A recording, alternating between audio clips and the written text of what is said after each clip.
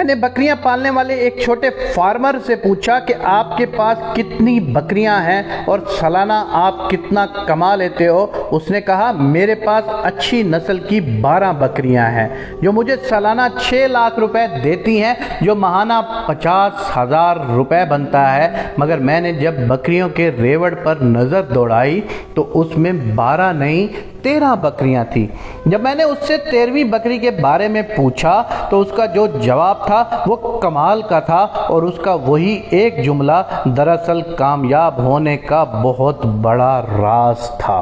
اس نے کہا کہ 12 بکریوں سے میں 6 لاکھ منافع حاصل کرتا ہوں، اور اس 13ویں بکری کے 2 بچے ہوتے ہیں، ایک کی قربانی کرتا ہوں اور دوسرا کسی مستحق غریب کو دے دیتا ہوں، اس لیے یہ بکری میں نے گنتی میں شامل ہی نہیں کی۔ یہ 13ویں بکری باقی کی 12 بکریوں کی محافظ ہے اور میرے لیے باعث سے خیر و برکت ہے۔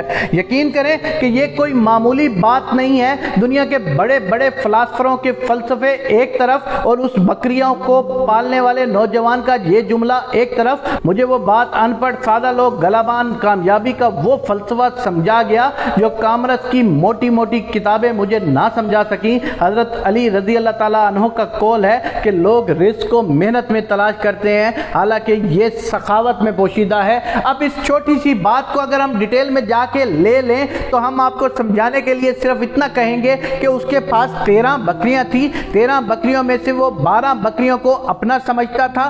12 بکریوں کی جتنی بھی اولاد ہوتی تھی وہ ان کو پال پوس کے بڑا کر کے بیچ دیتا تھا۔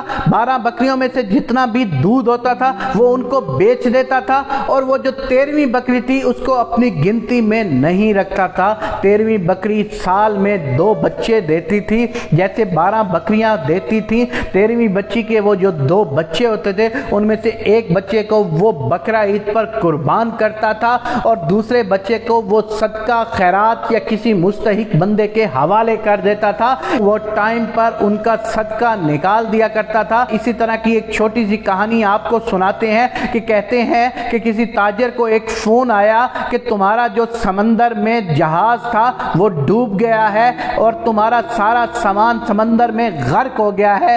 تاجر نے انتہائی تحمل کے ساتھ جواب دیا کہ آپ دوبارہ کنفرم کر لیں، میرا کوئی جہاز نہیں ڈوب سکتا، کیونکہ میں نے اللہ کے معاملات میں کبھی بھی کوتاہی نہیں کی۔ جب دوبارہ معلوم کرنے پر پتہ چلا تو وہ اسی تاجر کے ہم نام کا وہ جہاز تھا اور سامان بھی اسی کے وہ ہم نام کا تھا۔ اس تاجر کا وہ سامان کبھی نہیں ڈوبا، کیونکہ وہ کہتا ہے میں نے اللہ کے معاملات میں کبھی کوتاہی نہیں کی۔ مت سمجھیے گا کہ اللہ نے جتنا رزق تمہیں دیا ہے وہ سب کا سب تمہارا ہے، اس میں غریبوں کا بھی حصہ ہوتا ہے، اس میں ناداروں کا بھی حصہ ہوتا ہے، اس میں مسکینوں کا بھی حصہ ہوتا ہے۔ اگر آپ وہ حصہ، میں آپ کو قسم اٹھا کے کہتا ہوں کہ آپ وہ حصہ صحیح طریقے سے ان غریبوں، مسکینوں اور ناداروں تک پہنچا دیں تو تمہاری دولت میں دن دگنی رات چگنی ترقی ہونا شروع ہو جائے گی، اور تمہارے مال کو کبھی زنگ نہیں لگے گا، تمہارے مال کو کبھی کوئی لوٹ نہیں سکے گا۔ یہ ایک سمجھانے کے لیے آپ کو طریقہ بتایا جا رہا ہے، اس کو آزما لیں